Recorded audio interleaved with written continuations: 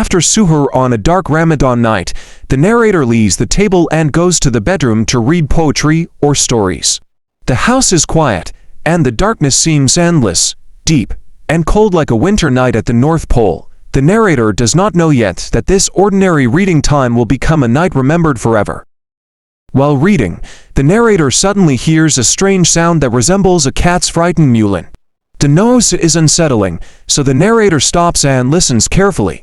Looking and listening through the curtains, the narrator tries to understand where the sound comes from and what has startled a hidden animal.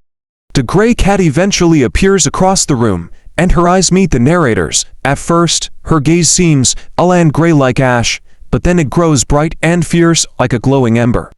In that silent moment, the narrator can see that the cat is afraid, alert, and ready to protect herself. The cat reacts to the unfamiliar room and the human presence by hissing and lunging like a leopard. Her whiskers shake, one paw rises, and her tail stands straight. She appears wild and threatening, but her movements are not the actions of a cruel beast. They are the frightened defenses of a small creature that does not feel safe. The narrator decides not to answer the cat's mischief with anger or punishment.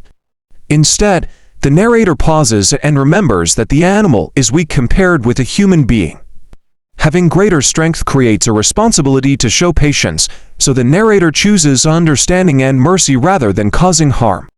As the fear fades, the narrator understands the truth behind the cat's behavior. She is not a beast that came to attack, she is a mother caring for her young. Her hissing, raised paw, and nervous movements are signs of devotion and protection. Seeing the cat as a mother changes the narrator's feelings from alarm to compassion. The narrator remains calm and gives the mother cat time to settle instead of forcing her away. Once she becomes quieter, the narrator brings milk, scraps of food, and a soft bed beside the narrator. These simple gifts tell the cat that the room can become a safe place and that she is being welcomed rather than hunted.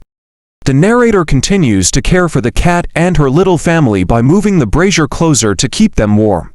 The thought of bringing a mouse to shows that the narrator is trying to understand what the cat might need.